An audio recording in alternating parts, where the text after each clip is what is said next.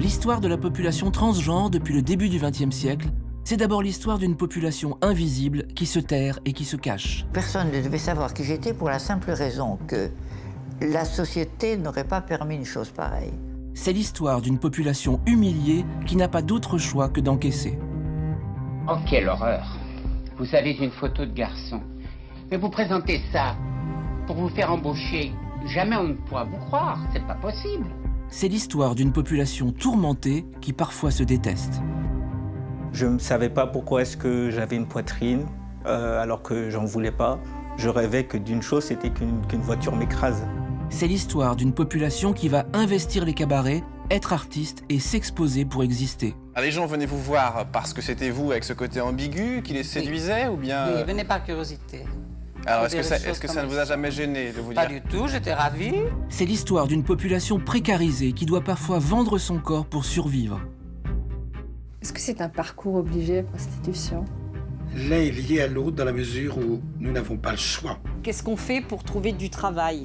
À l'époque, on ne pouvait pas, on était complètement bannis, rejetés.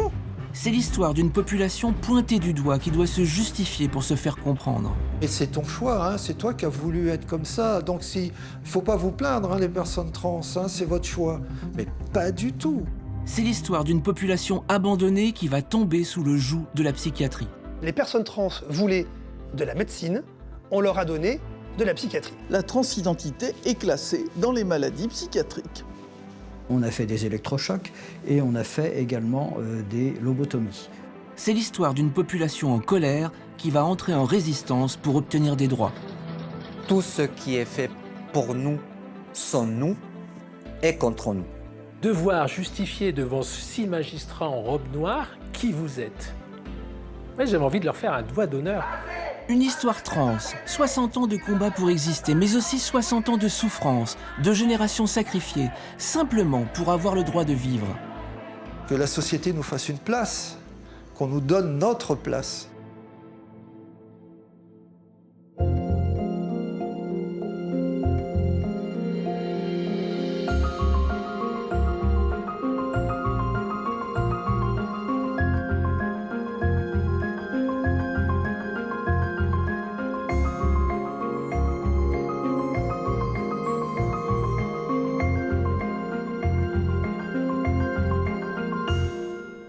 Même si le mot transidentité n'apparaît qu'au milieu du XXe siècle, les personnes transgenres ont toujours existé dans l'histoire. Au IIIe siècle déjà, l'empereur romain Héliogabale éprouve ce sentiment profond de ne pas être né avec le bon corps. Il s'habille en femme et envisage une castration. Qualifié de monstre, il est jeté dans le Tibre et assassiné à l'âge de 18 ans. À Versailles, au XVIIIe siècle, le chevalier d'Éon, diplomate et espion au service du roi Louis XV, cultive son ambiguïté. Il ou elle passe 50 ans de sa vie dans la peau d'un homme et 33 ans dans celle d'une femme. À ces rares exceptions près, les personnes transgenres restent invisibles et la société les ignore. Mais au milieu du XXe siècle, tout change. Pour le grand public, l'histoire trans démarre vraiment en 1953 sur le tarmac de l'aéroport de New York, quand l'américaine Christine Jorgensen est accueillie par des dizaines de journalistes du monde entier. Au sortir de la Seconde Guerre mondiale, il y a un cas médiatique, classique, qui est celui de Christine Jorgensen. C'était une personne trans, donc qui était née garçon et qui véritablement se vivait femme. Et le monde entier apprend, entre guillemets, je mets plein de guillemets, qu'un homme devient une femme. Christine Jorgensen fait un retour triomphal dans son pays après son ultime opération au Danemark. Et un contrat d'attente à Hollywood où elle jouera sans doute le rôle du chevalier d'Éon. Elle représente un espoir pour beaucoup de personnes trans à cette époque. Parce que l'accès aux modifications corporelles, à ce moment-là, n'est pas du tout une évidence. Et du coup, elle incarne un espoir très fort. Et une fascination très forte aussi de la part des personnes qui ne sont pas trans. C'est en partie lié au fait que c'est un ex-soldat. Le New York Daily News fait sa une avec le fameux titre historique, c'est « A GI becomes a blonde beauty ». Bon, en résumé, c'est le GI qui devient une blonde fatale. C'est intéressant de mettre cette image du GI, donc une sorte de super masculinité guerrière et compagnie, et une femme, une blonde presque hollywoodienne. C'était ça un petit peu l'intention. La transidentité, elle est aussi publique. Donc, il y a les publics autant jouer, hein, et d'une certaine façon, peut-être même la faire fructifier. Il n'y a pas que les influenceurs aujourd'hui qui jouent avec les images, donc c'est le cas depuis longtemps. 20 ans avant Christine Jorgensen, l'artiste peintre Lily Elbe a demandé elle aussi une opération de réattribution sexuelle. Mais dans les années 30, on n'en parlait pas dans les journaux. Cette artiste danoise, qu'on retrouve d'ailleurs dans un film de 2015, Danish Girl, très beau film, est une personne trans, née homme, mais qui en fait se vit femme. Donc elle va se faire opérer. Sauf qu'à l'époque, le vrai problème, c'est qu'il n'y a pas d'antibiotiques et que l'opération va réussir, sauf qu'il va y avoir une infection et que malheureusement, elle va en mourir. C'est le cinéma, finalement, qui lui donne ce rôle de première trans. Et donc, finalement, elle ravit un peu le titre à Christine Jorgensen, qu'il avait eu en 1953. C'est emblématique, sauf que je pense qu'à l'époque, cette histoire n'a pas eu un retentissement médiatique important. En France, l'histoire médiatique des personnes transgenres démarre aussi dans les années 50 avec une artiste de cabaret particulièrement flamboyante. En France, on peut vraiment dire que la pionnière, c'est Coccinelle, parce qu'elle a ouvert les portes, comme elle se plaisait à dire tout le temps, et sans vraiment se rendre compte que ça allait être quelque chose d'aussi important. Parce qu'en fait, elle se sentait née dans le mauvais corps, une erreur de la nature, comme elle disait. Avec mon petit faux cul et mon air... Coccinelle débute chez Madame Arthur, avec très peu d'artifices. Elle n'a pas de barbe, elle a une peau de rousse, donc très très fine, très très pâle. Dans la salle, un soir, il y a un journaliste de France Soir qui titrera quelques jours après « Coccinelle apparaît rue des Martyrs et Paris tombe à ses pieds ». C'est dans les rivières de diamants que je nage le plus facilement avec mon petit faux cul. C'est vrai que c'est elle qui a tout inventé à Paris et qu'ailleurs, on n'avait jamais fait si bien dans le monde entier. Elle a réussi, elle a tout fait, tout lui est arrivé parce qu'elle ne pensait qu'à ça. Elle vivait en pensant à ça, tout en donnant l'impression de penser à autre chose d'ailleurs, en plaisantant surtout parce que c'était une grande rieuse. Mais elle ne pensait qu'à ça, elle y est arrivée. Et elle a tendu la main à d'autres. Pendant toute une saison, j'ai été nourrie et logée par elle. Le terme pionnière, il n'est pas anodin. Ça veut dire que c'est la première qui a fait quelque chose. C'est le ou la première qui est allée dans l'espace, qui a fait ça. Et bien là, c'est quelqu'un qui a franchi le genre, quoi. Elle est allée dans un territoire, elle a fait un truc que personne n'avait jamais fait avant. À l'époque, Coccinelle détonne, y compris chez les hommes travestis qui l'entourent chez Madame Arthur. Elle est très bien accueillie, mais ils ne comprennent pas très bien cette différence, parce qu'eux, ils sont assumés, ce sont des hommes travestis en femmes qui s'amusent avec des plumes, des paillettes, ils n'ont aucun désir de changer de sexe. D'abord, on ne sait même pas que ça existe, on n'en parle même pas. Pour eux, c'est juste un costume et ils sont artistes. Coccinelle, elle, ça va au-delà de ça, elle se sent exister quand elle est habillée en femme. Au même moment, Marie-Pierre Pruvot quitte son village de Kabylie, en Algérie, pour venir se produire elle aussi chez Madame Arthur à Paris. Elle n'a que 18 ans. Il y a 70 ans, ici, là, avec ce poteau ici, sur cette scène, telle qu'elle est, il y a un piano à queue ici, la scène était un petit peu plus large. Je débute ici. Quand on m'annonce, j'ai du mal à entrer en scène.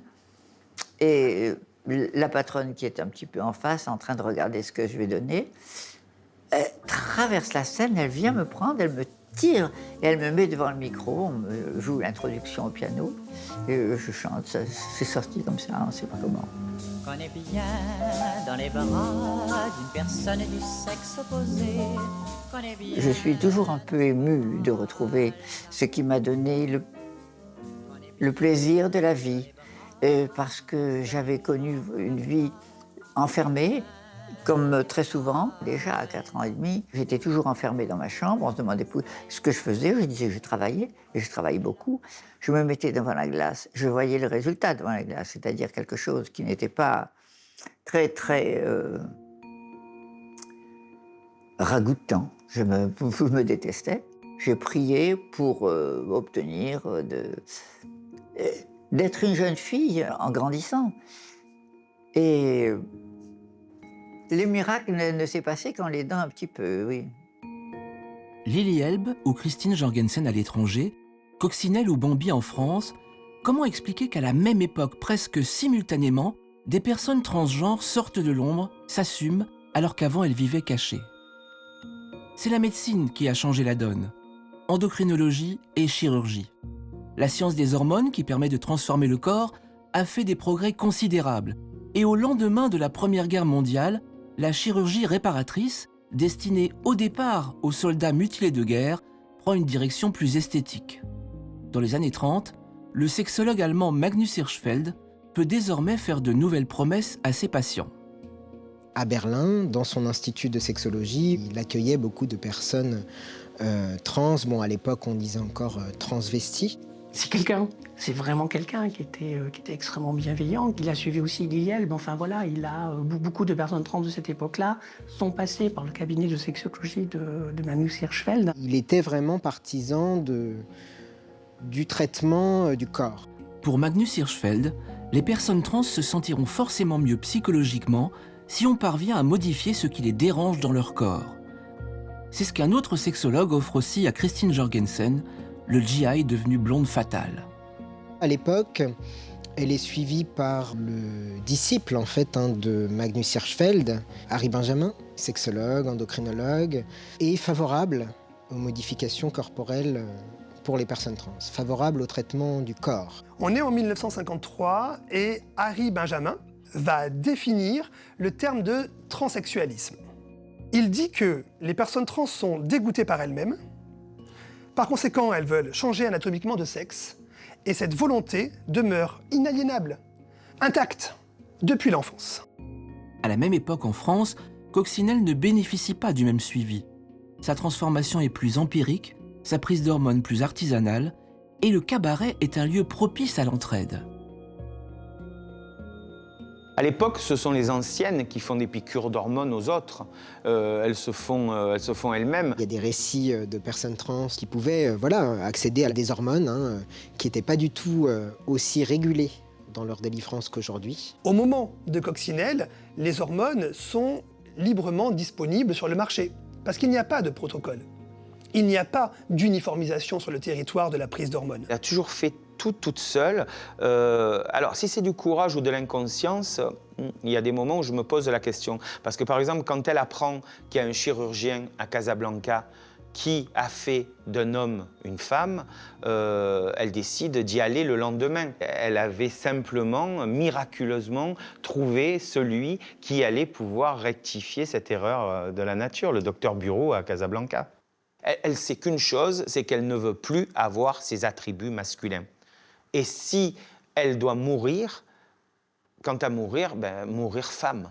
C'est vrai que moi, j'ai mis du temps à réfléchir avant, parce que j'ai voulu savoir un petit peu ce qu'il advenait de la chose. On sait ce qu'on a. On aimerait avoir au moins aussi bien, pas perdre. Après tout, la sexualité, c'est important.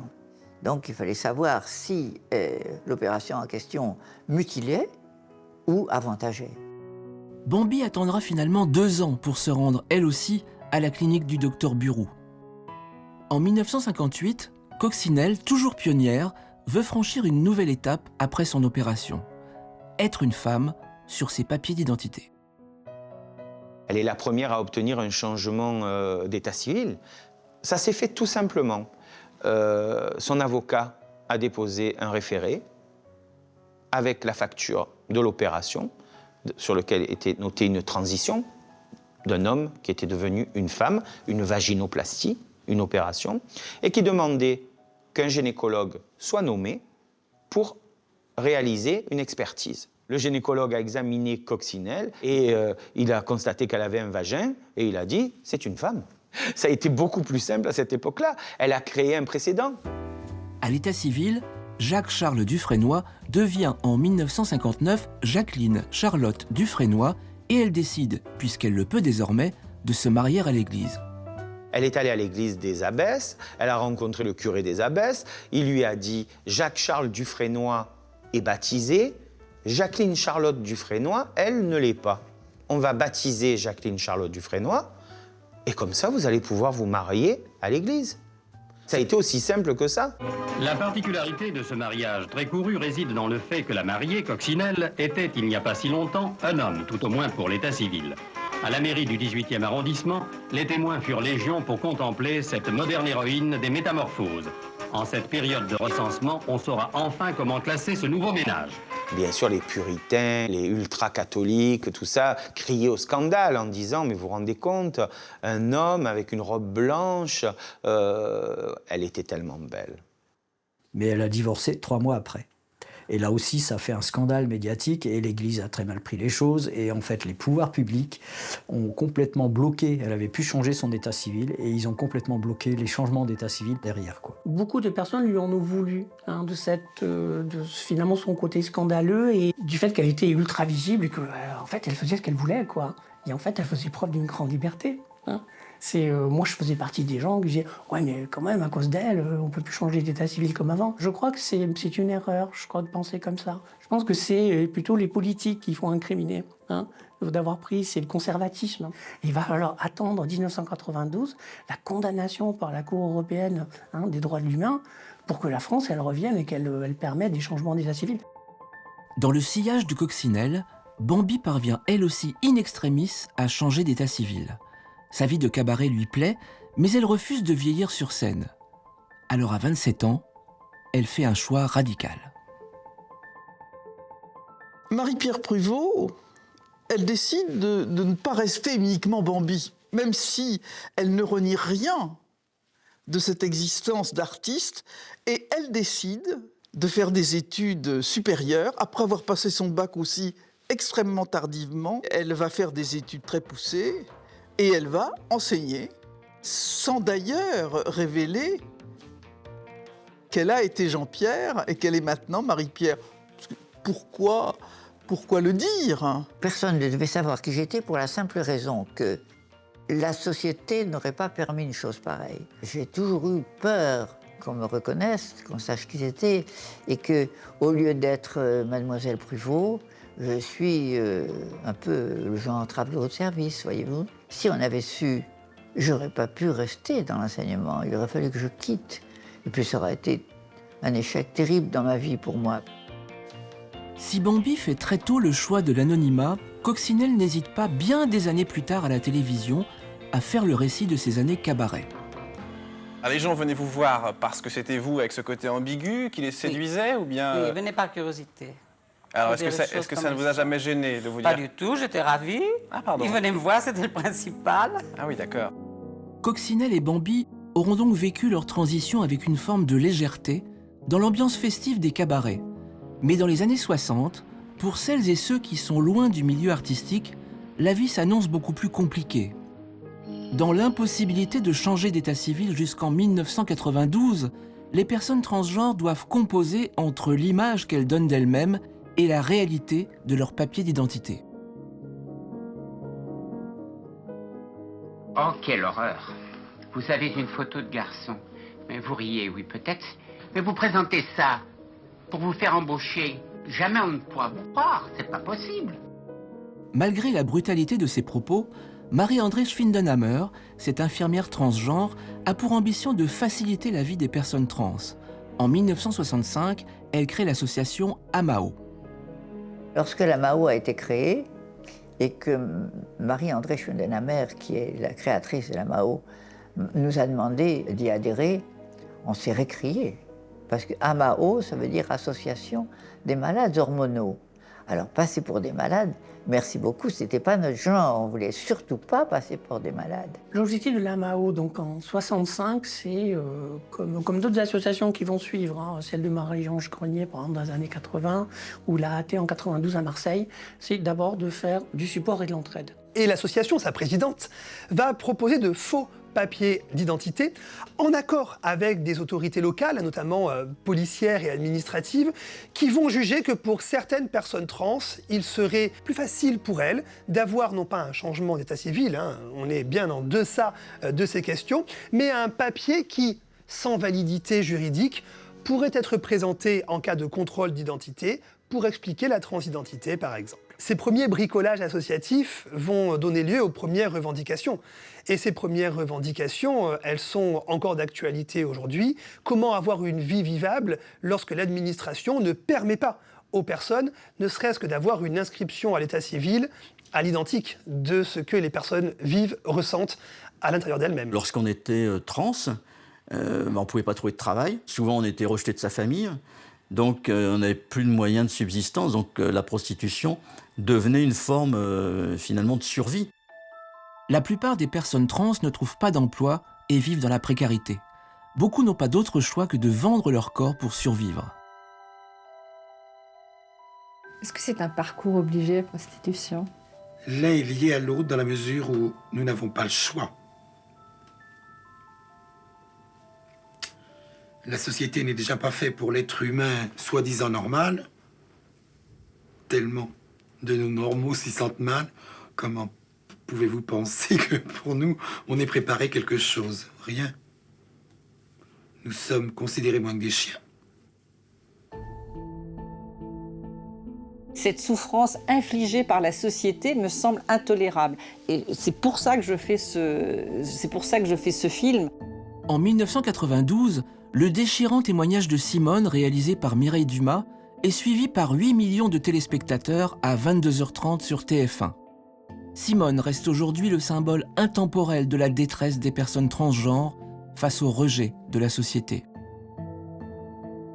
Simone posait tout à fait la question, justement, quand on n'a pas fait d'études, qu'est-ce qu'on fait quand on se sent femme, qu'on est habillé en femme? On s'habille en femme. Et qu'est-ce qu'on fait pour trouver du travail? À l'époque, on ne pouvait pas, on était complètement bannis, rejetés.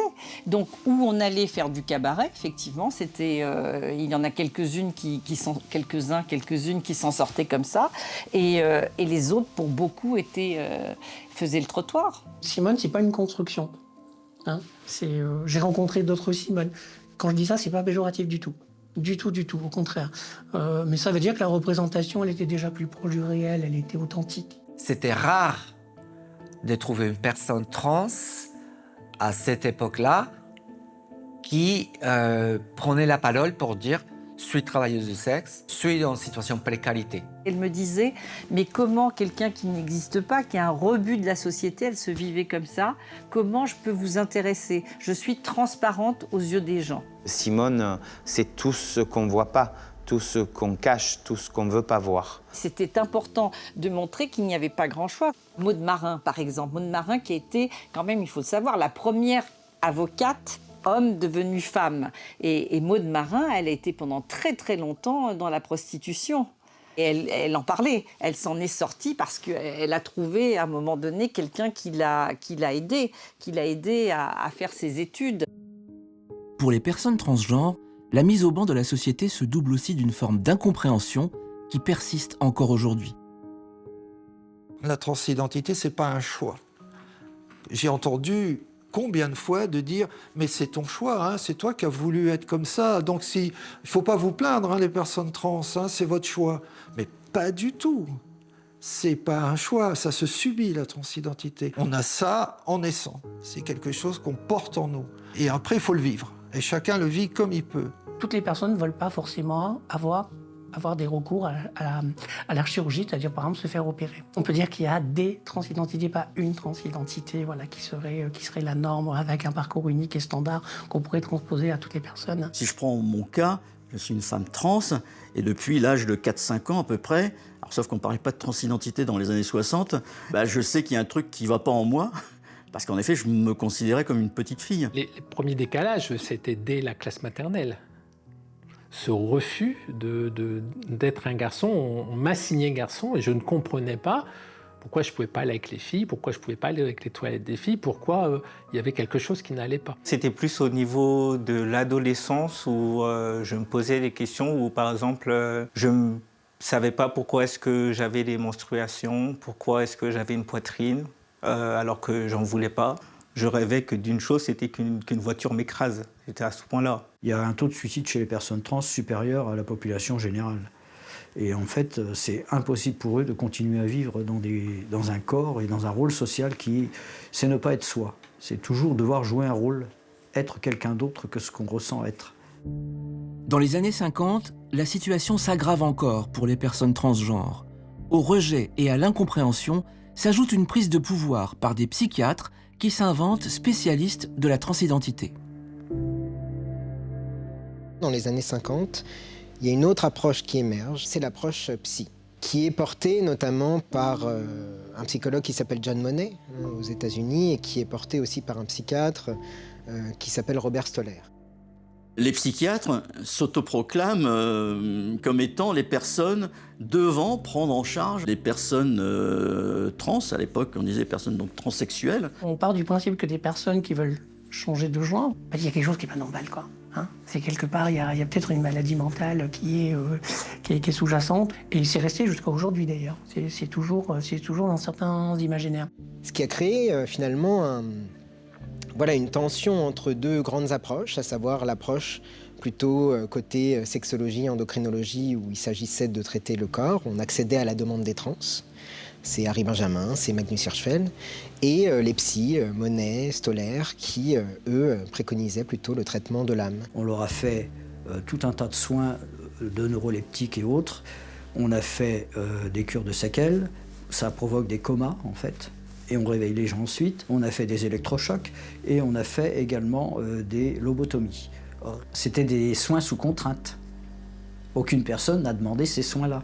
C'est les familles qui les poussent à aller voir des psys pour espérer, entre guillemets, les soigner et les faire revenir dans le droit chemin d'une société, entre guillemets, normale. Qui dit théorisation d'une maladie mentale dit qu'il faut soigner des personnes qui ne sont plus des personnes, mais qui sont uniquement des patients. Les psychiatres, les psychologues et les psychanalystes de l'époque considèrent qu'il faut les soigner. C'est pour eux une espèce de devoir médical que de soigner des personnes considérées comme déviantes. Aujourd'hui, on considère à juste titre que l'arrivée des psychiatres dans cette question psychiatrise, pathologise, légitime au fond les exclusions et les discriminations. Et à n'en point douter, quand on lit un grand nombre de théories psychiatriques des années 50 à aujourd'hui, on voit bien qu'un marchepied vers la transphobie est posé par des termes excessivement stigmatisants, des prises en charge excessivement stigmatisantes. Pour le dire autrement, les personnes trans voulaient de la médecine, on leur a donné de la psychiatrie.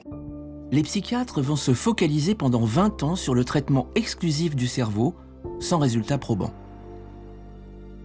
Une chose qui leur apparaît comme assez évidente assez rapidement, c'est que ça ne marche pas, bien entendu. Ce qui va se passer, c'est que le modèle psy va être un peu mis en crise par les patients, patientes, par les personnes trans, en fait, ce qui va conduire à une forme de compromis un peu entre les deux approches, le traitement de l'âme et le traitement du corps. C'est-à-dire que les psys, qui sont donc l'approche dominante à l'époque, vont finalement accepter de donner accès à certaines modifications corporelles, mais à la condition d'en passer par une évaluation psychiatrique. Fin 70, début 80, des équipes se sont mises en place pour se spécialiser dans ce domaine, donc souvent composées au moins d'un psychiatre, d'un endocrinologue et d'un ou plusieurs chirurgiens pour prendre en charge. Alors, dans un premier temps, essayer de voir s'il y avait moyen de décourager les personnes, de les soigner autrement. Et puis ceux qu'on n'arrivait vraiment pas à dégoûter, entre guillemets, on essayait de les prendre en charge. Et ça, c'est le protocole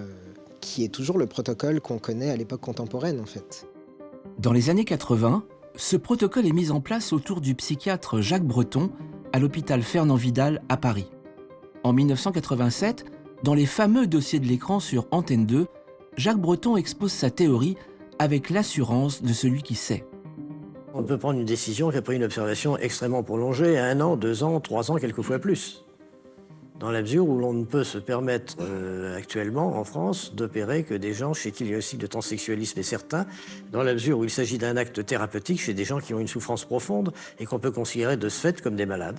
Et par conséquent, il est normal que ce soit des médecins qui s'occupent de ce genre de cas. Il ne s'agit pas de gens qui veulent changer de sexe comme une femme veut changer de couleur de cheveux. Ce n'est pas tout à fait le même problème. Les psychiatres faisaient une distinction entre vous êtes dans une transidentité primaire ou une transidentité secondaire, suivant que vous faisiez votre transition tardivement. Et puis alors si vous êtes jeune, alors là, c'est bien, à 17, 18 ans, vous étiez dans une vraie transidentité, un vrai problème transidentitaire. Oh, si vous êtes vieux, vous avez déjà vécu pendant un certain temps en tant que mec, alors bon, c'est pas grave après tout. J'ai eu des discussions en off avec des psychiatres.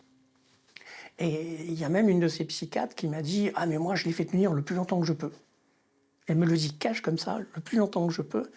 Et ce qu'elle attend, c'est de la résistance. Ce sont des malades mentaux, vous inquiétez pas, on va les guérir. On va les dissuader, on va retarder la transition, on va retarder tout ce qu'on peut. Et puis vraiment, quand elle est au bord du suicide, on va peut-être laisser la personne faire ce qu'elle veut. Bon, ça aura été un échec, on n'aura pas réussi à la sauver, la pauvre. Et donc, elle pourra faire une transition. Aujourd'hui, je me demande si les psychiatres, ils y comprenaient quelque chose à la transidentité. À l'époque déjà, le regard posé par la société sur les personnes transgenres reste distant, méfiant et discriminant. Au standard de SVP, dans les dossiers de l'écran, Gilbert Kahn reçoit une avalanche de réactions hostiles. Je trouve invraisemblable que des hommes veuillent devenir des femmes. Tous ces cas de travestis ou de transsexuels relèvent, je pense, nous dit cet autre téléspectateur, de l'asile psychiatrique. Le changement de sexe est motivé par des anomalies physiologiques de la nature ou des motivations psychologiques qu'on devrait mieux soigner que d'arriver à des opérations comme celle qu'on a vue ce soir. Mais la plupart s'interrogent plutôt. Est-il normal qu'un médecin pratique une opération de ce genre sans l'avis de la famille? Et est-ce que la loi ne pourrait pas obliger le médecin de se mettre en rapport avant la famille avant de pratiquer une telle opération? Pour toute une génération de personnes trans, dans les années 80-90, les contraintes paraissent si fortes que beaucoup vont préférer différer leur transition. Moi, je ne sais pas chanter, je ne sais pas danser. Je n'avais pas trop envie quand même de me lancer dans la prostitution. Moi, je sais construire que des immeubles. J'ai donc plutôt choisi de mettre un couvercle et de laisser ma vie être en accord avec ce que la société voulait et attendait de quelqu'un comme moi. Elle me voyait comme un homme, donc j'ai accepté ça. En cachette, j'étais femme. J'avais un labo photo, et l'avantage du labo photo à l'époque, c'était pas les imprimantes, c'est que personne ne pouvait me déranger. Je m'habillais femme, et j'étais femme quelques instants. J'ai accepté ça socialement. Mais au fond de moi-même, rien ne changeait. Ma vie féminine, elle existait toujours. Donc je suis rentré dans un mensonge de l'être, dans un mensonge social. Et quand il y a des jours où, évidemment, cette féminité débordante s'exprime, qu'on se maquille, qu'on s'habille, qu'on sort, qu'on est une femme d'un soir, on est réellement soi, ce soir-là. Et on le veut éternel. On veut que la nuit s'éternise. On ne veut pas le matin. On veut continuer à vivre sa féminité éternellement. Bon, l'aube arrive, le matin, il faut se démaquiller. À Radio France, je ne pense pas que j'aurais été viré, mais simplement, j'occupais des postes à responsabilité. Tout le monde quasiment me connaissait dans cette grosse boîte de 5000 salariés. Donc, j'imaginais mal, puisqu'on ne parlait pas de transidentité, que du jour au lendemain, ceux qui me connaissaient tous comme Bruno Denas découvrent une Béatrice Denas avec, on va parler de stéréotypes, mais avec une jupe, avec des cheveux longs, etc. Cette personne que je vivais socialement, un architecte dans son agence, dans des réunions de chantier, etc., en permanence, en même temps, on se dit je ne suis pas ce que les gens voient. Vous vous rendez compte que le temps a passé, que c'est toujours pas votre vie, que ça ne vous correspond pas et vous avez envie de changer. La féminité qui est en soi, c'est comme des vagues qui viennent taper dans ces digues. Frapper, frapper, frapper. Et puis à un moment donné, il y a des vagues qui vont fragiliser la digue puis la faire exploser. Quand ces choses-là arrivent, j'ai 50 ans, donc je suis une femme avec 50 ans de retard, quelque part. J'ai vécu une vie d'homme, de père, de professionnel, donc voilà, je me suis un peu oublié. Et puis vers la quarantaine, c'est là où souvent on se remet en question. Et c'est vrai que j'ai vécu ça comme une échéance où il fallait que ma vie change. J'avais eu l'impression d'avoir fait le job. J'avais la soixantaine, début de la soixantaine. J'avais décidé de me lancer dans cette transition parce qu'honnêtement, je n'en pouvais plus. J'en étais aussi à vouloir tout simplement me supprimer. Alors on sait que il va y avoir de la casse et ça va faire des dégâts. Hein. Je risquais de perdre des contrats, ce qui est arrivé d'ailleurs. Il y a des maîtres d'ouvrage qui ont mis fin à des contrats parce qu'ils ne voulaient pas d'une personne trans sur un chantier. Je savais que ça pouvait faire de la casse dans ma famille. Que ma mère, par exemple, aurait du mal à l'accepter. Moi, pour le coup, ça s'est plutôt bien passé, même si psychologiquement, ça n'a pas forcément toujours été facile pour ma femme, pour mes enfants. On est toujours ensemble. Il y a un équilibre qui se met en place. Et je pense que ma vraie nature a commencé à s'exprimer. Le rouge à lèvres, c'est fini. Maintenant, c'est le gloss.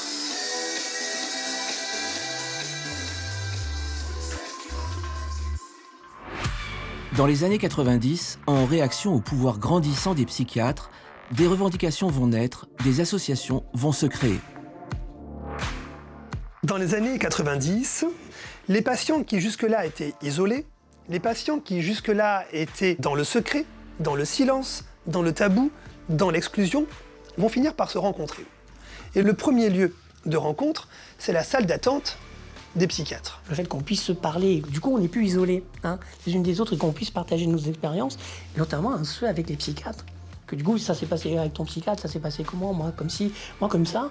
Du coup on a mis à jour des choses nouvelles. Dans ce contexte, on a des premières associations qui vont se créer. Le PAST à Paris, l'association du syndrome de Benjamin par Tom Rocher. Signe des temps, l'association Syndrome de Benjamin a une résonance médicale forte. On parle encore de syndrome. L'ASB fait aussi référence à Benjamin comme Harry Benjamin, qui suivit notamment Christine Jorgensen.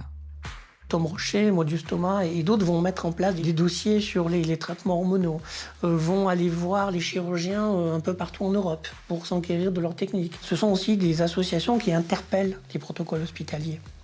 C'est le Caritig et l'ASB, par exemple, c'est ce qu'elles font. C'est toc-toc, attendez, il y a des trucs, on a peut-être des choses à vous dire. C'était de l'entraide, mais pas que ça. C'était aussi, il y avait une partie, comment on fait pour améliorer la prise en charge, quoi. Donc on a essayé très tôt de rencontrer des politiques pour faire changer les choses. Tom Rocher, vous êtes président de l'association Syndrome de Benjamin, donc, qui est une association qui s'occupe des transsexuels.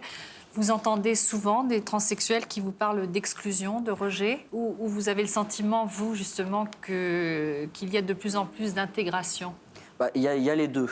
Il y a à la fois les gens qui ne supportent plus le suivi trop long, c'est-à-dire qui dépassent 2 ans et qui se dirigent vers la prostitution pour se payer l'opération en Angleterre, parce qu'elles n'en peuvent plus, parce que c'est ça ou se tuer. Mais moi, j'y suis pas allé pour parler de ma vie, j'y suis allé pour parler de l'association. Et je ne voulais que parler de l'association et de la militance. C'est la première fois que je vois à la télévision une association. Et Tom est crédité en tant que fondateur d'association. Et moi, derrière, je me dis, ouais, mais on a une asso, c'est pas possible, là. Il faut que je le réécrive. Sur le plateau, il y a vraiment beaucoup de témoignages et quelques personnes qui sont engagées ou dans des associations, ou des cliniciens, ou psychologues, d'ailleurs transgenres, qui sont là aussi. Et ça me semble très important, même quand les paroles sont courtes, mais de distribuer effectivement la parole à tous et que chacun puisse dire la pierre qu'il a amenée dans ce combat. Reflet de la frilosité ambiante, cette émission prévue pour être diffusée à une heure de grande écoute est finalement rétrogradée beaucoup plus tard dans la soirée.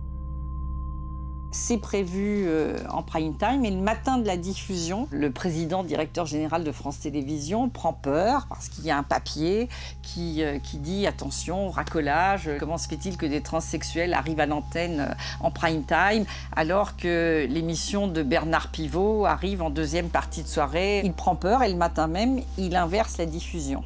Et donc, l'émission se retrouve à passer à 23h. Et d'être rejeté d'une certaine manière, de revenir justement à la case tard le soir, après 23h et tout, a été vécu comme une véritable injustice.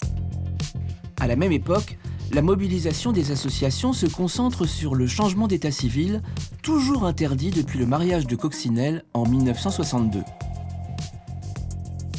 Les associations, là, elles ont pris la mesure de la question des papiers, d'état civil. Parce qu'on se rendait bien compte que son papier, ne serait-ce qu'aller à la poste, c'était compliqué. Que ça compliquait l'accès à la santé, que ça compliquait l'accès à l'emploi, que ça compliquait l'accès à tout, en fait, finalement. C'est à cette période-là aussi que, du coup, on commence à pousser, quoi. Et on se dirige doucement, mais sûrement vers les pouvoirs publics et notamment les partis politiques en disant il nous faut un changement d'état civil.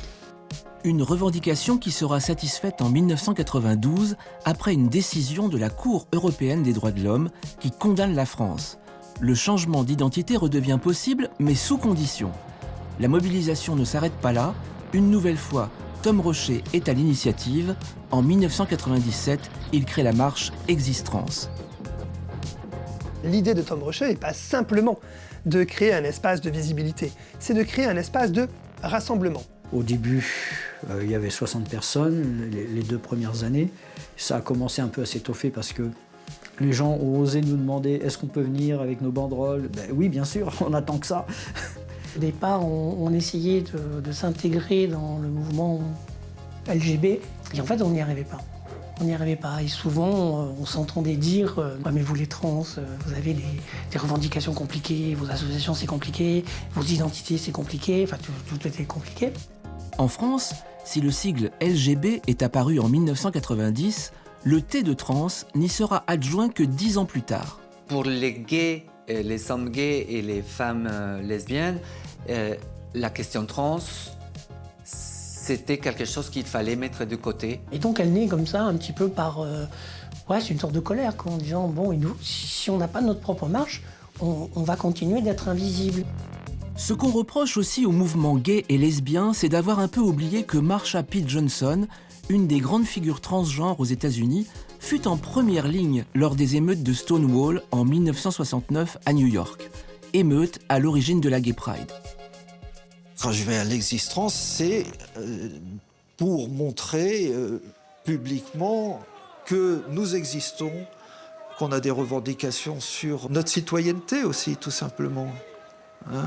Que la société nous fasse une place, qu'on nous donne notre place. C'est ça qu'on revendique. Et qu'on arrête aussi de nous emmerder avec des questions qui ne nous concernent pas, comme la psychiatrisation des choses. On prend conscience qu'on peut compter que sur nous-mêmes.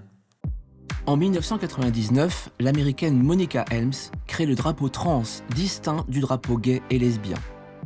En France comme ailleurs, des groupes s'inventent pour aiguillonner les pouvoirs publics. Tom Rocher et d'autres créent le GAT, le groupe activiste trans. En 2002, Hélène Azera, journaliste à Libération, grande figure transgenre, met en place la commission trans d'Act Up Paris. Le mouvement revendicatif prend son essor.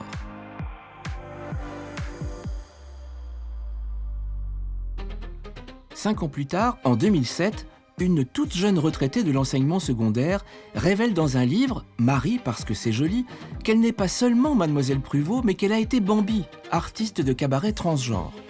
Ce qui va différencier Bambi de Coccinelle, c'est sa remédiatisation a posteriori. Bambi va reprendre la plume et rétrospectivement, elle va relire son histoire. Et en relisant son histoire, elle ne fait pas que le récit d'elle-même, elle propose une grande histoire des transidentités, et ce, sur une 50aine d'années. Le groupe trans, souvent, on le pense comme un groupe sans histoire, sans aînés, sans ancêtres, sans... c'est pouf, on a l'impression qu'on est tombé là du ciel du jour au lendemain. Avec Bambi et d'autres, on a des aînés, on peut s'inscrire dans une histoire qui nous dépasse de loin, quand on sait qu'on n'était même pas nés. Et ça concourt aussi à l'édification d'une culture de groupe. J'ai remis l'Ordre national du mérite en novembre 2014 à Marie-Pierre Pruvot, au centre LGBT de Paris. Le lieu n'était pas neutre. J'ai voulu récompenser une double carrière. Je n'ai pas voulu récompenser l'une ou l'autre, j'ai voulu récompenser l'une et l'autre. Elle était très élogieuse avec moi. Ça m'a touchée parce que je me dis, mon Dieu, et Roselyne Bachelot me dit des choses pareilles. Je me souviens comme si c'était hier du discours qu'elle m'a fait en réponse. Il y a encore en France aujourd'hui trop de gens tenus à la marge et qui n'aspirent qu'à vivre librement, normalement, sans scandale, à pouvoir voyager sans entrave, à se faire soigner à l'hôpital sans humiliation, toutes choses qui leur sont souvent inaccessibles. C'est à eux maintenant que je dédie cette décoration qui m'honore tant. Cette médaille, que voulez-vous, que je mérite ou que je ne mérite pas, je ne peux pas ne pas la dédier aux gens qui se réfèrent à moi, qui souhaiteraient peut-être avoir les avantages que j'ai eus et qui ne les ont pas et qui souffrent. Si elle n'était pas militante à ses débuts chez Madame Arthur, Bambil est donc finalement devenue malgré elle après la publication de son livre.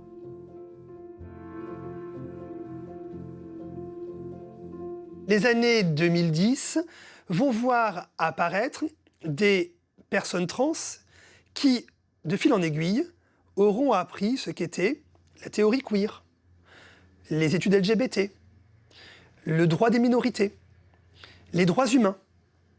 Et en s'appropriant ces éléments théoriques et juridiques, vont pouvoir construire des associations dont le but n'est pas simplement de s'entraider entre patients, mais de devenir des experts. Voilà comment vont naître les associations OutTrans en 2009 et AcceptST en 2010. On voulait travailler en 2010 sur un sujet qui nous semblait fondamental. Quelle est la qualité de vie que nous avons aujourd'hui et quelle est la qualité de vie et la qualité de soins que nous voulons pour nous-mêmes plus tard, mais pour les futures générations. Ce sont aussi des groupes qui communiquent mieux, hein, qui se professionnalisent aussi dans leur communication. On sait comment il faut parler à la sécurité sociale ou la HAS, la Haute Autorité de la Santé, mais on sait aussi comment il faut parler avec des médias ou certains médias. C'est tout ça qui change. Nous sommes là à faire pression en permanence. C'est-à-dire que notre place, elle n'est pas encore gagnée. La reconnaissance de notre expertise en tant qu'association, elle s'est construite encore, mais ce n'est pas quelque chose qui nous a été offert comme un cadeau. Demander des droits à la bouche en cœur, ça va un moment. Maintenant, il faut agir de façon plus musclée. Hein. Et je crois que cette façon de hériter de ACT UP, inspirée de ACT UP, a été vraiment très très importante. L'histoire des mobilisations trans, c'est aussi en partie l'histoire des mobilisations des travailleuses du sexe. Et c'est aussi en partie l'histoire de la lutte contre le VIH-Sida. Et c'est aussi en partie une histoire des mobilisations gays, lesbiennes et féministes. Tout ce qui est fait pour nous, sans nous, et contre nous.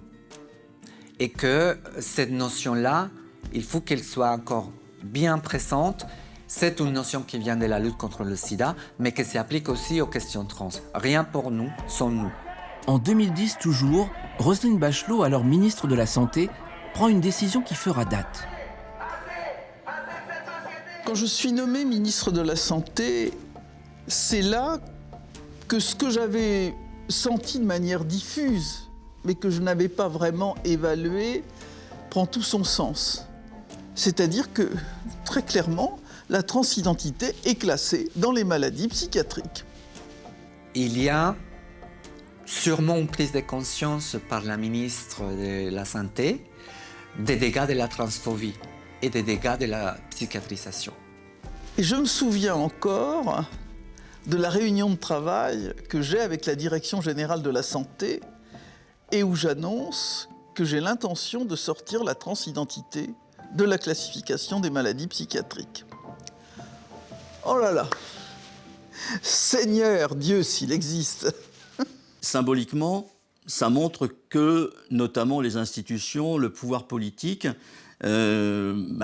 arrêtent de nous considérer comme étant des personnes anormales. Elle voulait ouvrir les choses. Parce qu'elle avait compris qu'il y avait un dysfonctionnement. Et en fait, son équipe avait compris ça.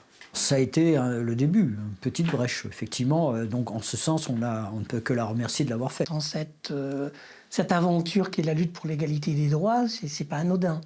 Hein, très important. C'était un passage presque obligé.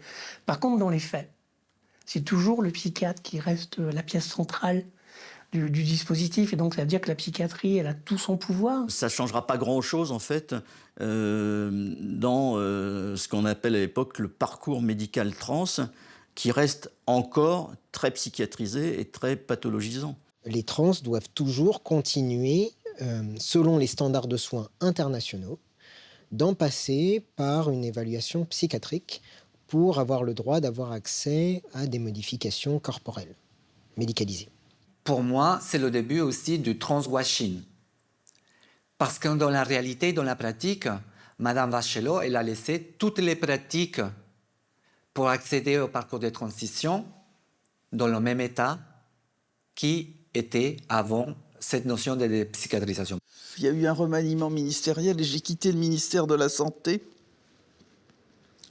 en novembre 2010, mais en ayant le sentiment que nous n'étions qu'à la moitié du chemin et que beaucoup de choses restaient à conquérir.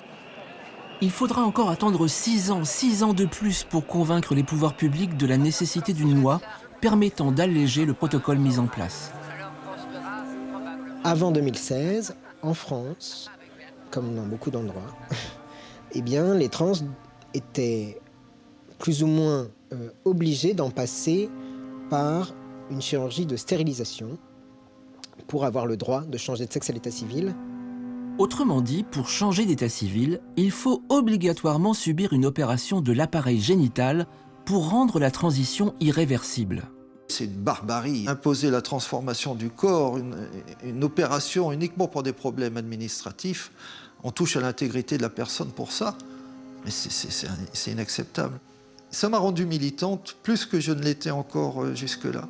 Simplement, j'ai pris conscience aussi que si on voulait faire bouger les choses, il fallait aller au-delà de ce qu'on faisait jusque-là. C'était à l'Assemblée nationale qu'il fallait aussi intervenir, qu'il fallait solliciter les députés. Il y a un seul député, une seule, c'est la députée de la Gironde, Michel Delaunay, qui a répondu en disant « mais venez m'expliquer ce que c'est ». Et à partir de ce moment-là, c'est enclenché un travail législatif. Donc je suis assez fier de ce côté-là, d'avoir pu participer à ça, d'avoir été un petit peu à l'initiative. Madame Delaunay était un peu seule aussi à se battre. C'est une loi décisive en matière d'accès aux droits des personnes trans, en matière de protection des personnes trans, en matière de facilitation administrative et dans la vie du quotidien des personnes concernées. Le vote mercredi par l'Assemblée nationale du projet de loi Justice du XXIe siècle est une victoire pour les principales associations LGBT. Franchement, cette loi de 2016 a permis beaucoup de choses en simplifiant déjà le changement de prénom. Alors ça ne concerne pas que les personnes trans, ça concerne tout le monde. Pour changer de prénom, il suffit d'aller voir l'officier d'état civil de sa mairie et puis avoir quelques attestations qui montrent que c'est le prénom qu'on utilise couramment. Et puis le changement se fait à peu près automatiquement. Il y a quelques exceptions. Cette loi n'impose plus aucun certificat médical, plus aucun changement anatomique. La loi de 2016 revient donc sur cette idée cruelle d'obliger chaque personne trans à subir une opération de l'appareil génital pour pouvoir changer d'état civil. Mais pour les associations, le compte n'y est toujours pas. Beaucoup reprochent à la loi d'avoir maintenu le juge dans le dispositif. Vous passez devant un tribunal. Moi, j'étais choqué, j'ai trouvé ça extrêmement violent de devoir justifier devant 6 magistrats en robe noire qui vous êtes. Moi, j'avais envie de leur faire un doigt d'honneur. Alors, je suis venu en robe talon parce que sinon, il fallait surtout pas venir en jean basket. Il fallait dans les stéréotypes attendus des personnes qui vont juger votre identité sur des a priori, des stéréotypes. C'est quand même hallucinant. On ne devrait pas imposer aux personnes de passer par un juge pour obtenir un changement d'état civil. C'est pour cette raison que nous demandons, encore une fois, une loi permettant d'obtenir un changement d'état civil libre, déclaratif et gratuit aux mairies, tel qu'il s'est fait dans d'autres pays. L'autodétermination, c'est une évidence pour nous. On n'a pas besoin de nous dire ce qu'on est. On le sait qu'on est trans. En attendant la réponse de l'État, les personnes trans font bouger les lignes grâce à des coups d'éclat individuels. En 2009, Olivia Chaumont est franc-maçon depuis 17 ans au Grand Orient de France. Elle demande son adhésion comme femme après son changement d'état civil. Ce qui ne va pas de soi dans une obédience strictement masculine depuis 240 ans. La loge dans laquelle j'étais est une loge progressiste, un peu rebelle, qui était toujours un peu à l'avant-garde des choses, et donc elle était très favorable à la mixité depuis des années. Quand je les ai informés de ma transition et qu'ils allaient avoir une sœur parmi eux, je redoutais. Je ne savais pas comment ils allaient réagir. On peut connaître les gens et pas suffisamment pour pouvoir anticiper sur leur réaction. J'ai eu tort, leur réaction a été unanime. Ils ont tous dit « mais ça c'est ta vie, pour nous ça ne change rien. Tu étais notre frère, tu seras notre sœur, on sera derrière toi. Et si auprès des instances ça pose un problème, eh ben, nous serons tous avec toi et on te supportera, quoi qu'il arrive. » Précisément, au départ, les hautes instances du Grand Orient de France n'ont pas réagi avec la même fraternité que sa loge. Ça s'est très mal passé. Dans un premier temps, le Conseil de l'Ordre et le grand maître de l'époque m'ont dissuadé, ont fait traîner les choses, ont considéré que j'étais un problème.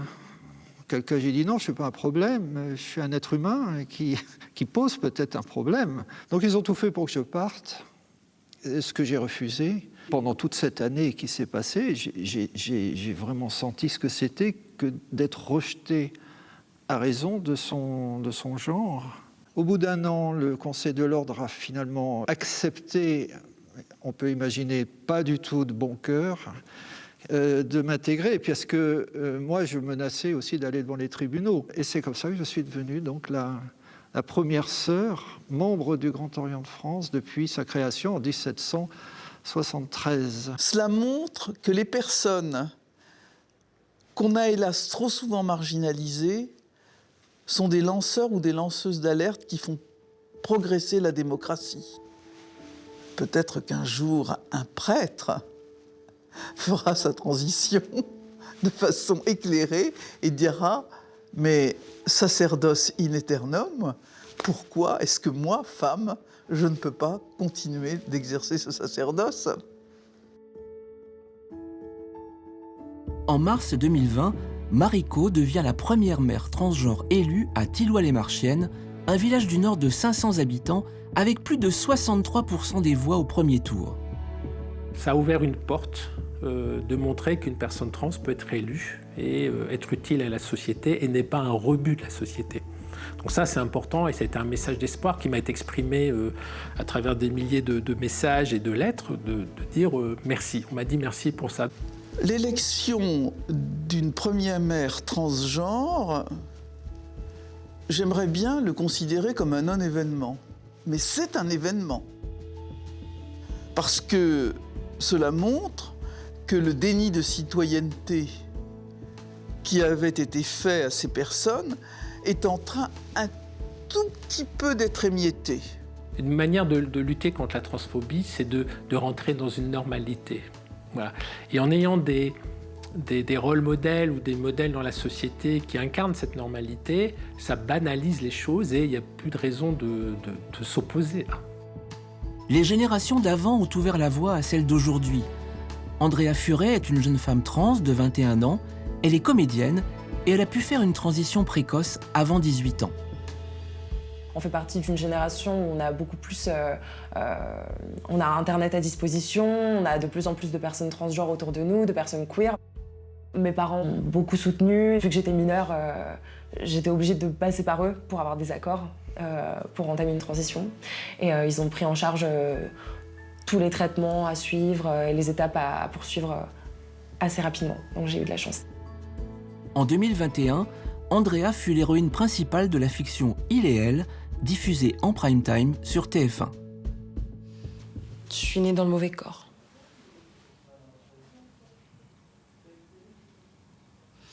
J'ai besoin qu'on m'aide. Qu'on t'aide à quoi? À être une fille. Parce que je suis pas un garçon. Même si je jouais une personne trans avant transition, ça ne m'a pas empêché voilà, de me sentir hyper bien, hyper en confiance. Et j'espère avoir interprété le rôle du mieux que je pouvais. Il y a eu des retours évidemment assez transphobes, assez rétrogrades, parce que voilà, faut pas oublier qu'on va toujours avoir notre petit lot de haine. Et ouais, il y a eu des gens qui comprenaient pas pourquoi c'était diffusé à une heure de grande audience, qu'il fallait un peu protéger les enfants de cette propagande. J'y ai pas prêté plus attention que ça, parce que pour moi, c'était vraiment un film par rapport à tout l'amour et le soutien qu'on a reçu. Ethan a eu moins de chance qu'Andrea.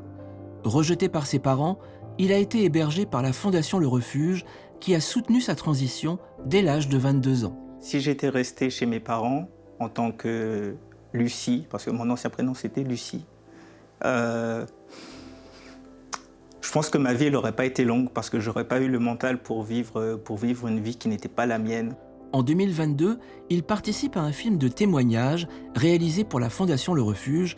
Il se raconte alors avec émotion. Moi, c'est la famille qui fait ça, qui nous prend en charge, qui nous soutient et tout ça. Là, c'est des travailleurs sociaux, des bénévoles. Et je vais le dire, honnêtement, je me suis sorti orphelin, en fait. Pour moi, j'avais plus de famille.